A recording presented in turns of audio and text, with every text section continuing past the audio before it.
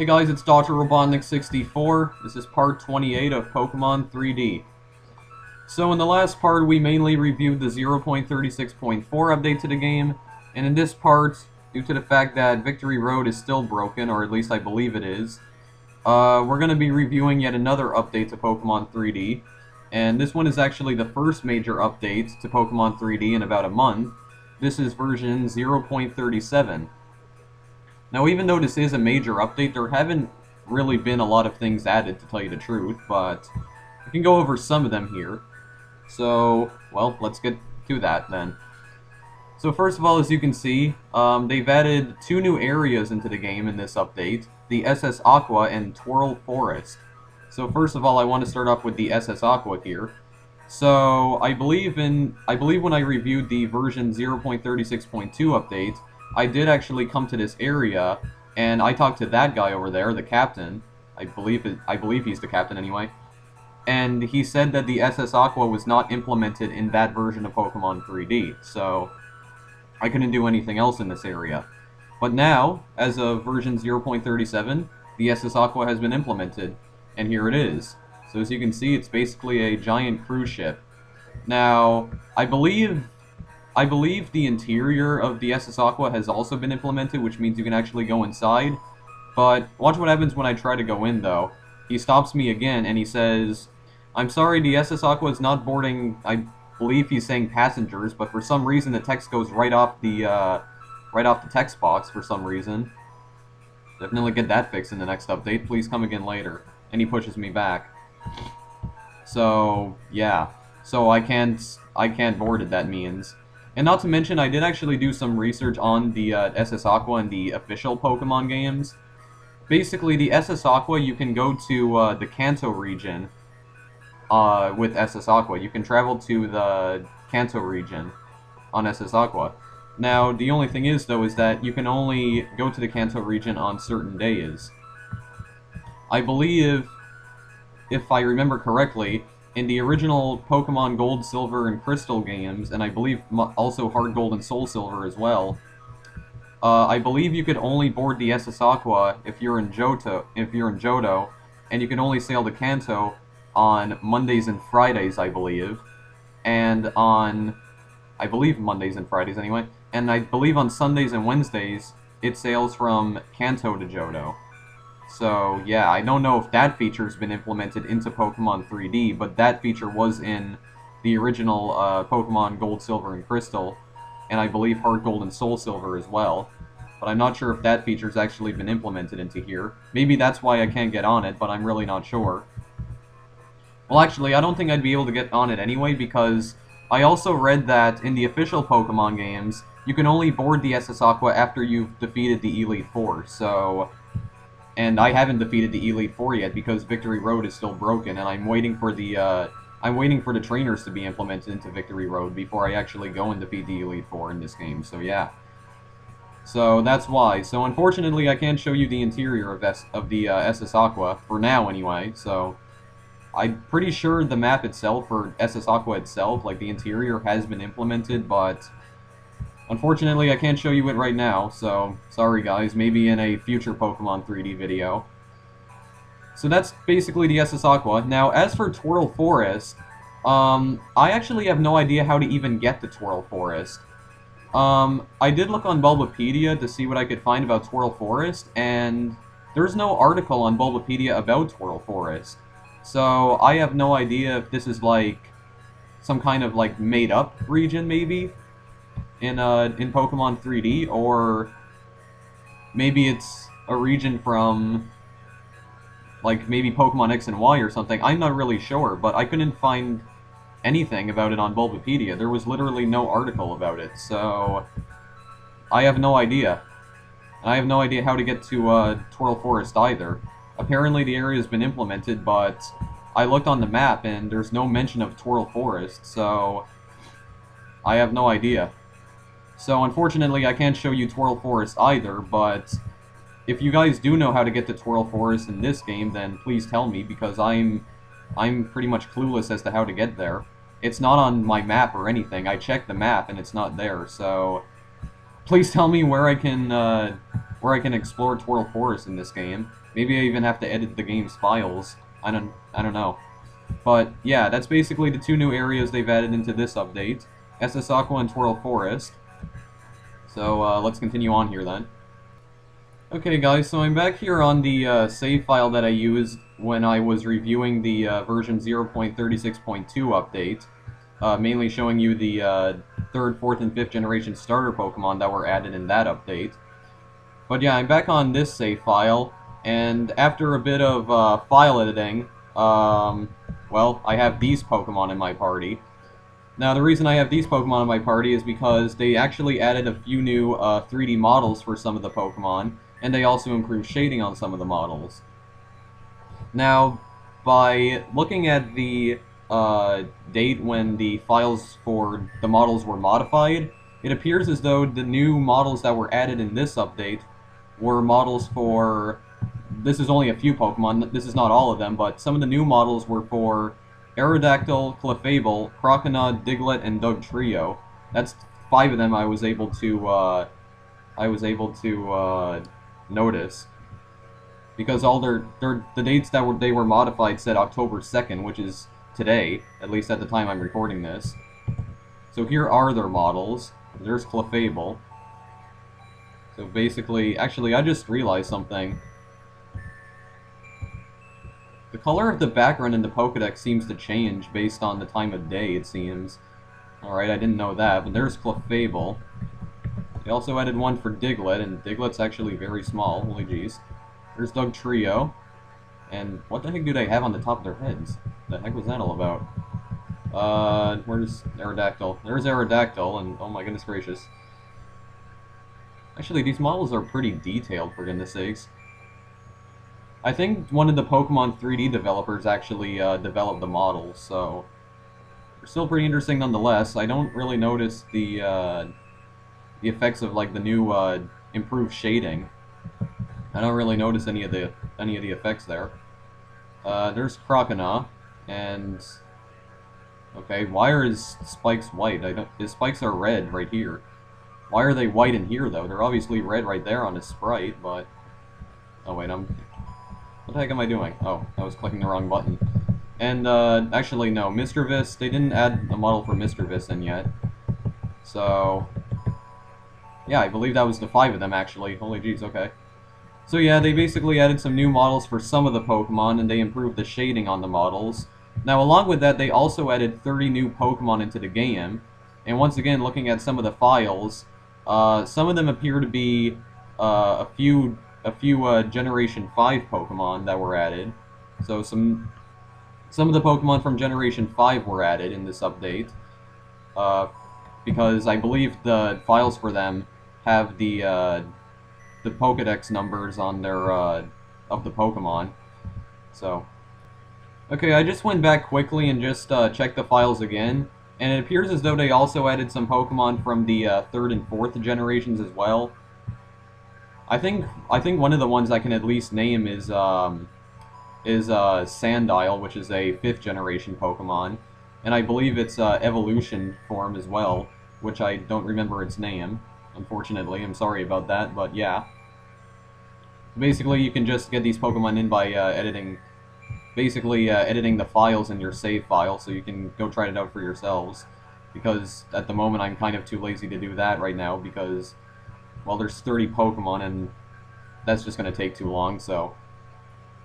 Now, along with that, they also added a shiny model viewer to the Pokedex, but for some reason, I don't know how to view their shiny models in the Pokedex. As you can see right here, I once again edited the file so that all my Pokemon are shiny Pokemon, but for some reason, I can't view their shiny models in the Pokedex, because I have no idea how to. This is just Dugtrio's regular model. Basically, his shiny model has a blue nose. So, or maybe not his, but their model, I guess because it's 3. Technically 3 Pokemon in one, but I don't know. As you can see, they have a blue nose, so the only real thing I can do is go into a battle to show it off, but there you go. As you can see, that's their shiny model, so Dugtrio instead of having red noses, they have blue noses. I'm sorry, but that's the best I can do, because I have no idea how to view their shiny models in the Pokédex. I changed it, I edited them so that they're shiny, but I don't know. I have no idea how to, so once again, if anybody else knows how to, then please tell me. I can also show off Crocona's model as well. Crocona's model is a bit more greenish color, as you can see right there. For some reason, the spikes are still white, which is odd, so yeah. But there you go. And that's it for that. So I have no idea how to view their shiny models in the Pokédex. If anybody knows how to do that, then please tell me. But that's pretty much the best I could do right now. So just showing you guys their shiny models in a battle. So anyway, on to the next feature. Another feature they've added is stronger rematch battles for Pokégear trainers. Now, I actually found out how to open up the Pokégear. You press the Q key on your keyboard, and you can exit out of it by pressing the E key. Now, I did actually register some trainers in here. I believe this one right here, Picnicker Tiffany, I think you can battle her again, so she might be a stronger one. But I call her here. Hello, Robotnik, how are you doing? I'm just about to go on a picnic with my friends. How about you? Doing anything fun today? I'll talk to you later. Bye. So yeah, but I believe it said that she does battle you again, or she mentioned something about battling me again, so I think she might have a stronger team maybe the next time I battle her, but the only thing is, though, is that as far as I can remember from playing the official Pokemon games, it's pretty much a complete random whenever they want to battle you again, but usually when you do, like, battle trainers you've already battled, when you, like, rematch them, they usually do have stronger teams, but most of the time it's just at complete random, from what I can tell from playing the official Pokemon games.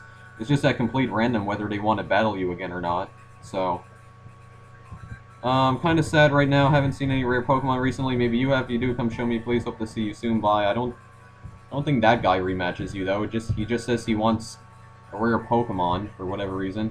You also have your mom here as well. Oh, hi, sweetie. Thanks for calling me. I hope you're alright. I'm behind you all the way. But yeah, so to be honest, I don't really have any way of testing that out, but I'm just going to assume that's an actual feature for now. If you're telling the truth about it, but yeah. I'm pretty sure Picnicker Tiffany did say, Picnicker Tiffany, why can't I speak English? But yeah, when I battled this trainer right here, she did say that she'll tell me when she wants to battle me again, so maybe she's one of the trainers that has a stronger team when you rematch her. I'm not really sure. I don't really have any way of testing this out at the moment, so once again, sorry about that. I'm really sorry if I can't really test out most of the new features that have been added in this update, but that's because I don't really have any real way of testing them out. I have no idea where the heck you can find Twirl Forest, for instance, so I don't know. Apparently they also added 2 more trainers to the Pokégear as well, but I have no idea who these exact 2 trainers are, so anyway, moving on. The next feature that they added is that they added multi-sampling into the game. Now basically what that is that, as you can see, the reason why I'm looking at this object right here like this is because if you look very closely, you might not be able to notice it, but I can notice it on my screen. If you notice very closely, the edges of this object right here, which is a table, obviously, but the edges of this object right here don't appear to go in a straight line. They look all jagged. So in the options menu, if you go into graphics, as you can see, there's a new button here called multi-sampling. Now I'm going to enable this here. I'm going to turn it to on. And like I said, you might not be able to notice this on your screen, but I can notice it on my screen. And what I'm noticing here is that the edges of the object actually appear to be much smoother now. And then I turn them off again. They look all jagged. Turn it back on, they look a bit smoother now. So yeah, so that's one of the new graphical improvements they've implemented in this update. Like I said, you guys might not be able to notice it because it's a very small detail. So you have to have good eye, good eyesight to see it.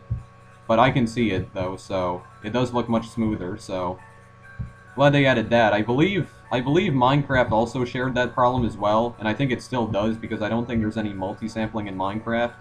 Because I noticed the edges of objects in Minecraft look extremely jagged, so yeah, maybe that's something they should also add in Minecraft as well. Oh, Pokemaniac Brent is calling me. Why? I... You just told me that, for goodness sakes, when I called him. What the heck? Okay, let me just sit down here for a second here. Okay, well, he just told me the exact same thing. What was the point of that? And not to mention, the floor looks as though it's distorting for some reason. That's weird. But yeah, so that's one of the graphical improvements they've added in this game, multi-sampling, so yeah.